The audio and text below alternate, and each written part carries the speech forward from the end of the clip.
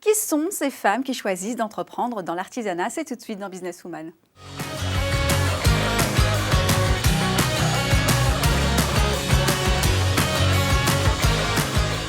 Bonjour et bienvenue dans l'émission Businesswoman dédiée aujourd'hui à l'artisanat. Alors on compte près de 800 000 femmes dans le secteur de l'artisanat, dont 500 000 femmes salariées, un chiffre en constante évolution. En 30 ans, la part des dirigeantes a doublé dans l'artisanat. Alors qui sont ces femmes qui choisissent d'entreprendre dans l'artisanat? Deux d'entre elles sont avec moi aujourd'hui. Catherine Guérinou, bonjour. Bonjour. Vous êtes gérante de la Fenêtrière et vous avez reçu le prix de Madame Engagée 2021. Merci d'être sur le plateau avec nous. Merci à vous, Linda. Face à vous, Sabrina Le Calvé, vous êtes fondatrice de Sabristi Récréation des Jeux Nomades. Bonjour. Bonjour Linda. J'ai bien prononcé? Tout à fait. Parfait. Alors, les téléspectatrices ne vous connaissent pas et pour vous présenter, on a choisi de scroller votre Insta et ça donne ça. Catherine Guérinou a 30 ans quand elle reprend l'entreprise familiale en 2005. Ils sont fabricants de fenêtres. Elle a beaucoup travaillé sur le développement des compétences, la prévention des risques, le développement personnel pour ses collaborateurs. Bonne humeur au travail, plus expo avec artistes campinois, plus apprentissage de la langue des signes, tout en ayant en parallèle un engagement fort dans l'égalité professionnelle pour les métiers du bâtiment. Depuis des années, elle valorise la production de proximité, l'importance des circuits courts et l'économie circulaire. Elle lance en 2021 la marque Made in Fenêtre pour sensibiliser l'utilisateur final à acheter des menuiseries qui apportent du bien-être et de l'innovation pour répondre aux enjeux sanitaires, environnementaux et sociétaux. Son engagement a été reconnu en ce début d'année en ayant reçu le prix de Madame Engagée par la ministre Elisabeth Moreno, prix de la Chambre des métiers de l'artisanat, chef d'entreprise dynamique et bien organisée. Elle a du temps à consacrer à ses deux passions, l'onologie et la plongée sous-marine. Je pense que je n'ai pas tout dit puisque vous avez des responsabilités aussi au sein de la Fédération française du bâtiment Grand Paris. Est-ce que je me trompe ? Même de la Fédération française du bâtiment national, puisque je suis chef de file de la RSE, voilà. La responsabilité sociétale et environnementale des entreprises. Vous êtes un très bel exemple pour les femmes entrepreneurs qui nous regardent. Merci. Et on continue avec vous, Sabrina Le Calvé. Alors après de longues années dans la marine, Sabrina Le Calvé décide de vivre de sa passion, la couture. C'est comme cela qu'elle se lance dans l'artisanat. Mais très vite, elle prend conscience de son manque de connaissances dans certains domaines, tels que le marketing, la communication, etc. Elle entreprend donc de passer une licence des métiers de l'entrepreneuriat auprès de la CMA 92 et crée un coin étudiante chez elle. Simultanément, elle développe Sabristi Récréation, un concept de jeu textile nomade, des solutions qui sont novatrices pour faciliter le quotidien des familles, stimuler l'imaginaire des enfants. Elle fabrique aujourd'hui 2 lignes de produits, des tapis de jeux mobiles et nomades, utilisables partout et des cahiers de coloriage lavables. J'imagine que, je connais déjà la réponse, que c'est une passion à laquelle vous aspiriez depuis pas mal de temps. Oui, tout à fait. Et je suis contente d'en être arrivée là. Eh bien, votre sourire, en tout cas, en témoigne. On passe tout de suite au libre-échange. Alors, je vous pose la question à toutes les deux, même si, effectivement, ça se pose davantage à Sabrina. L'artisanat, est-ce que c'est quelque chose qui s'est imposé naturellement chez vous? L'entrepreneuriat, oui, peut-être, mais est-ce que forcément, c'était l'artisanat de manière aussi évidente? Eh bien, pas si facilement que ça, en fait, parce que même si on a une passion et que c'est une passion manuelle, en fait, passer de la passion à un métier et à en créer une entreprise, il y a quand même un pas. Donc en fait, la décision de l'artisanat a été plus longue que la décision de créer des jeux et des jouets, en fait. Parce que le choix aurait pu être une création industrielle ou semi-industrielle. Ouais. Ou artisanale.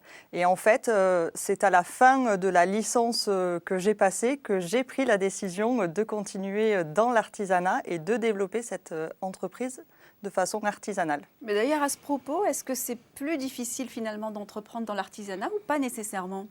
Non, pas nécessairement. C'est facile d'accès, l'artisanat. En fait, on arrive vite à avoir un sens à ce que l'on fait. Et puis, tout est en version... j'ai envie de dire, attention, plus réduite, mais donc plus facile, parce que, comme le disait Sabrina, dès qu'on va aller sur un modèle qui va être semi-industriel ou industriel, on n'est pas du tout dans le même volume, ni dans la même conception, ni dans le même espace de travail. Et conclusion, l'artisanat, en fait, c'est facile. Et quand vous avez repris finalement l'entreprise de vos parents, est-ce qu'à un moment, il y a eu peut-être ce conflit de génération, j'ai envie de faire différemment, je vais apporter ma touche personnelle, ou est-ce que vous avez respecté finalement ce qui était déjà mis en place? Alors, je pense qu'il faut des deux. Il faut savoir respecter ce qu'il y a déjà en place parce que ça avait déjà presque 20 ans, donc je n'avais pas à refaire toute l'histoire parce qu'il y a une histoire. Mais effectivement, on y amène aussi un sang neuf, une vision différente et donc en fait on évolue avec ces bases, on évolue en fait vers autre chose. On continue, mais on a quand même une ADN hein, et cet ADN, on l'amplifie, on le bonifie, mais on ne le modifie pas. Alors Sabrina, Catherine a suivi effectivement la trajectoire de ses parents, mais alors pour vous ça a été totalement différent puisque vous avez quitté finalement un socle très sécurisant qui est le service militaire, voilà, pour finalement l'artisanat et l'entrepreneuriat. Comment ça a été perçu par votre entourage proche? Ah ben, je crois qu'en fait, ils se sont posés vraiment des questions. En fait, je pense qu'effectivement, aujourd'hui, mais peut-être qu'en tant que parent, je ferai la même chose. En fait, quand on voit son enfant qui a une carrière et qui peut la mener encore pendant 20 ans, tout arrêter et dire « je vais fonder ma propre entreprise », eh bien, effectivement, je pense qu'ils ont un peu angoissé au départ, en l'occurrence. Mais ils ont vu très vite qu'en fait, finalement, toutes les qualités que j'avais au quotidien dans mon métier précédent, en fait, je les ai mis au service de cette entreprise-là. Et du coup, voilà, maintenant, ils ont l'air d'être assez fiers. Alors justement, vous prenez des jeux qui sont nomades. En quoi finalement ils sont uniques ces jeux? Expliquez-nous un petit peu. Alors, ils sont uniques tout simplement dans un premier temps parce que les illustrations qui sont imprimées sur le tissu me sont propres en fait. Hein. Les premières, je les ai fait développer par une illustratrice, maintenant c'est moi qui les développe. Donc vraiment, on est dans de l'unique en ce sens-là. Parce que quand on coud, tout n'est pas au cordeau quand c'est pas industriel. Donc dans tous les cas, je pense qu'il n'y en a pas un qui est parfaitement identique à l'autre, etc., à 1 millimètre près. Et puis parce que la notion est différente, c'est-à-dire que j'ai voulu inventer une marque de jeux et de jouets qui soit facile pour les parents. C'est-à-dire qu'en fait, à la maison, les enfants peuvent jouer partout, dehors, ils peuvent jouer partout. On n'a qu'un seul jeu, que ce soit à l'intérieur, à l'extérieur, et qu'en même temps, ça stimule l'imaginaire des enfants. Voilà. Et comment vous faites concrètement? Je m'interroge. Alors, vous avez quitté finalement un domaine où on n'apprend pas nécessairement l'entrepreneuriat, ni même à l'école. Et tout d'un coup, de prendre cette casquette de chef d'entreprise, comment vous avez fait pour les prestataires, pour finalement vous organiser, pour votre gestion quotidienne, votre organisation? Ben, en fait, c'est venu au fur et à mesure. En fait, je suis vraiment partie du départ avec l'idée et je l'ai construite. Alors, j'ai construit le modèle justement en fonction des matières premières, des attentes aussi des normes de jeux et jouets, etc. Et en fait, je me suis renseignée, j'ai suivi tout ce qu'il y avait à suivre jusqu'à arriver au produit final et tout le reste s'est construit autour. C'est-à-dire qu'en fait, comme je n'avais que peu de compétences, comme je le disais, comme on le disait en marketing, etc. Ben, j'ai commencé par coudre et après j'ai pris mon petit bâton de pèlerin et je suis allée vendre mes jeux et jouets à des gens et à des boutiques et voilà. Et plus ça va, plus j'incrémente avec d'autres solutions. Vous avez réussi à vous discipliner parce que c'est en général l'écueil que finalement pointent du doigt les entrepreneurs du jour au lendemain, ne pas avoir le patron qui surveille les horaires, on se laisse un petit peu aller, on se lève pas à l'heure, ce genre de choses. Donc vous avez réussi à vous discipliner. Oui. J'ai été obligée parce qu'en plus c'est un marché très, très saisonnier. Donc en fait les jeux et jouets, il y a quand même beaucoup de ventes qui se font sur la fin de l'année. Et si je ne veux pas être débordée et dormir en fin d'année quand même quelques heures, bien, je suis obligée de me discipliner le reste de l'année. Alors aujourd'hui vous êtes toutes les deux chefs d'entreprise, femmes, mais en ce qui vous concerne, vous dirigez finalement une sacrée équipe, on peut le dire, masculine qui plus est. On parle beaucoup finalement aujourd'hui de la place des femmes dans l'entreprise, dans les rôles de gouvernance, ce genre de choses. Est-ce que les choses se sont faites naturellement pour vous? Est-ce que vous avez ressenti des difficultés? Est-ce que pour vous, c'est compliqué d'entreprendre quand on est une femme ou au contraire, ça peut être une force? Alors, je pense que c'est une force, mais il est évident que quand on arrive à 30 ans à reprendre une entreprise familiale, au début, c'est pas si simple que ça. Il y a quand même déjà un train qui est en marche, qui fonctionne, et puis il y a des a priori, bien entendu. Donc, en fait, mais du coup, c'est pas si simple, mais ça vous donne la force. Et ça vous donne l'envie. Et ensuite, sincèrement, les choses se sont faites au fur et à mesure. Mais c'est vrai qu'il faut quand même... on nous regarde beaucoup plus. On est plus attentif à savoir comment on va se comporter, comment on va réagir. je pense qu'on ne demande pas forcément la même chose pour un homme. Mais dans mon cas de figure, au contraire, c'est ce qui me donne la force, c'est ce qui me donne justement l'envie d'aller encore toujours plus loin. Et pour moi, justement, c'est une très belle motivation. De gagner sa place et sa légitimité finalement dans... Tout à fait. Et ça se fait naturellement. Et j'ai des collègues, j'ai une équipe formidable. Et puis, au sein aussi de mon réseau professionnel, de Fédération française du bâtiment ou de CPME, j'ai vraiment des collègues charmants et qui sont tout à fait accompagnants. Alors, au sein de la Fenêtrière aujourd'hui, vous prenez finalement un artisanat qui est responsable, attendu par les consommateurs, qui respecte aussi bien l'environnement que la société. Est-ce que c'est toujours aisé finalement d'être responsable à 100%? Je pense que c'est pareil, c'est dans son ADN. Pour moi, c'est assez facile. Et comme le disait Sabrina, ça vient en fait au fur et à mesure. Donc, par exemple, tous nos produits, toute notre matière première, puisqu'on fabrique des fenêtres, est français.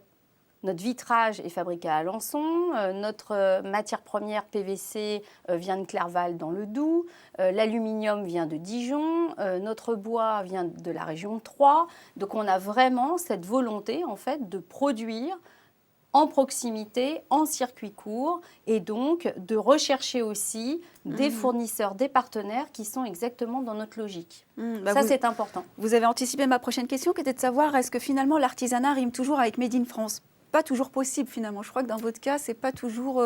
Alors, j'ai envie de dire Made in France, oui, parce qu'on est dans la fabrication française. Mais vrai. dans mon cas, effectivement, tout ça dépend de la notion Made in France. Est-ce qu'on est dans un 100% français comme Catherine, avec les matières premières fabriquées en France? Ce n'est pas le cas pour moi, effectivement. Le coton à partir duquel sont faits les jeux et jouets est importé. Et toute la phase d'après, qui est celle de l'impression, de la couture, est faite en France. Donc il y a vraiment juste la matière première, effectivement, qui n'est pas toujours facile à trouver en France. Merci à toutes les deux, en tous les cas, de nous avoir fait part de vos témoignages respectifs. On passe tout de suite à la Minute Réseau. Elle représente cette nouvelle génération éco-responsable et soucieuse de l'environnement et de sa santé. Maïva Mentitala, 30 ans, est à la tête de la start-up Clever Beauty et propose des vernis à ongles naturels, véganes, anti-gaspillage, non toxiques et sans perturbateurs endocriniens. Clever Beauty, c'est des produits made in France, une entreprise avec des valeurs fortes d'inclusion sociale, puisque Maïva emploie des personnes en situation de handicap. En 2020, Maïva concourt au prix MoveG et devient le coup de cœur du jury. Elle bénéficie alors d'un accompagnement personnel par un mentor, entrepreneur expérimenté qu'elle a choisi et qui est à ses côtés une fois par an. Cet accompagnement personnel lui permet de bénéficier d'un effet miroir, lui ouvre le champ des possibles grâce à du questionnement et la fait sortir de sa solitude du dirigeant. Chaque jour, cette relation lui donne de l'élan pour devenir le rôle modèle qu'elle a toujours rêvé d'être. Le mentorat, c'est quelque chose effectivement qui revient souvent quand on parle d'entrepreneuriat, un peu comme Maïva. Catherine, est-ce que finalement votre papa a été votre mentor? Alors, il l'a été, bien sûr, mais ma maman aussi l'a été. Il ne faut pas oublier ma maman. C'est vrai, c'est vrai. Merci de me reprendre. C'est une entreprise familiale. Merci de me reprendre. Mais en fait, il y a plein de gens qui sont inspirants. Il y a plein de gens qui vous tendent la main et en fait qui vous accompagnent. Moi, j'ai eu aussi François Asselin qui m'a beaucoup accompagnée, qui est le président de la CPME. Et puis, j'ai aussi plein d'autres personnes autour de moi. J'ai eu la chance, en fait, d'être aussi accompagnée par les femmes du bâtiment. On a plus de 80 groupes femmes à travers la France dans le bâtiment. Et en fait, le groupe du Grand Paris, justement, a toujours été très bienveillant avec moi. Et les aînés, en fait, m'ont toujours accompagnée. Et aujourd'hui, c'est à moi de transmettre. Et je suis contente aujourd'hui de faire aussi du mentorat. C'est vrai que l'écosystème entrepreneurial des entrepreneurs est particulièrement bienveillant, on doit bien l'admettre. Ah, carrément. Tout le monde est hyper solidaire et c'est très rassurant. Est-ce que Sabrina, vous auriez aimé être mentorée? Alors j'aurais aimé effectivement au départ, mais après j'ai trouvé ça dans le réseau en fait. C'est-à-dire que plus j'ai avancé, plus j'ai eu autour de moi d'autres fondatrices d'entreprises. Alors pas forcément dans les mêmes domaines ou des fois dans les mêmes domaines. Et c'est ce qui a fait sur chaque sujet, j'étais un peu mentorée par une autre marque ou une autre entrepreneur. Donc voilà. Mais effectivement pour mettre tout en place au départ, oui, j'aurais quand même bien apprécié. Alors si vous aussi le mentorat vous intéresse, je vous conseille de regarder les vidéos du sommet du mentorat France-Québec qui a eu lieu en mars dernier. 8 émissions webinaires que vous pouvez voir sur réseaumentorat.fr ou sur demain.fr avec des témoignages de mentorés et de mentors. Merci de nous avoir suivis sur Demain TV. On se retrouve bientôt pour un prochain numéro Businesswoman. Entre-temps, n'hésitez pas à liker nos pages Facebook et YouTube. Merci à toutes les deux d'avoir été avec nous. Merci Linda. Merci Sabrina. À bientôt.